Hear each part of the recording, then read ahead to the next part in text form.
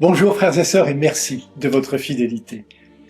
Pentecôte, c'est une promesse de Dieu qui se réalise, car Dieu tient toujours ses promesses. Il disait par la voix de son prophète Joël, « Je répandrai mon esprit sur tout être de chair, même sur les serviteurs et sur les servantes, je répandrai mon esprit. » Avant de mourir, Jésus disait à ses disciples, « Moi je prierai le Père, et il vous donnera un autre défenseur qui sera pour toujours avec vous. Je ne vous laisserai pas orphelins. » Ou encore, cette promesse, vous l'avez entendue de ma bouche, vous allez recevoir une force, celle du Saint-Esprit qui viendra sur vous, alors vous serez mes témoins à Jérusalem et dans toute la Judée, à la Samarie, jusqu'aux extrémités de la terre. L'esprit de Pentecôte est ce qui vient faire éclater tous ces verrous que nous mettons pour nous protéger.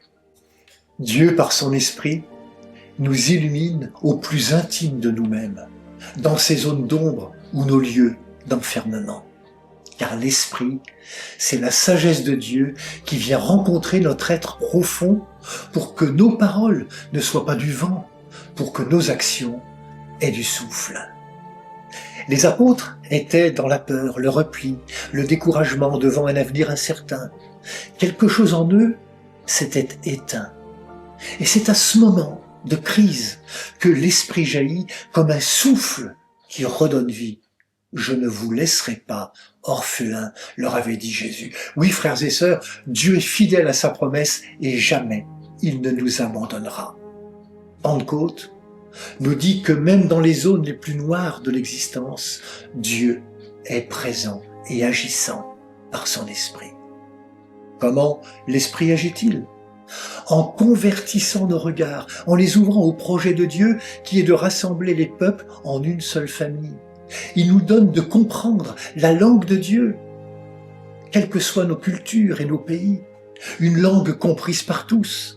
Chacun entend la parole de Dieu dans sa propre langue. Dans l'esprit, chaque langue de l'univers devient capable de porter, d'exprimer, de chanter, de transmettre les merveilles de Dieu. À la Pentecôte, Dieu a parlé pour toutes les nations qui sont sur la terre. La Pentecôte est une explosion d'universalité. Le premier chemin d'universalité sur lequel l'Esprit Saint entraîne l'Église est celui de la fraternité avec tous et pour tous. L'amour de Dieu n'a pas de frontières. L'Église que nous sommes ensemble n'est pas faite pour elle-même, mais bien pour le monde. Monseigneur Tessier, archevêque d'Alger, s'écriait « Bienheureux, celui qui sort de chez soi pour aller, à cause de Dieu, chercher des frères partout à travers le monde ». Saint Jean-Paul II écrivait au numéro 15 de sa lettre « La mission du Rédempteur », l'Esprit Saint nous apprend que le royaume de Dieu se réalise progressivement au fur et à mesure que les hommes apprennent à s'aimer, à se pardonner, à se mettre au service les uns des autres. L'Esprit Saint suscite la vie. Il établit et rétablit sans cesse partout la relation, le partage, la paix. L'Esprit Saint est l'esprit de la liberté. Il abat les murs, il réunit les cœurs. La fraternité devient plus forte que tout. L'Esprit Saint est l'esprit multiplicateur. Il fait porter du fruit à tous nos gestes de dialogue et de service accomplis en fidélité à la parole du Christ.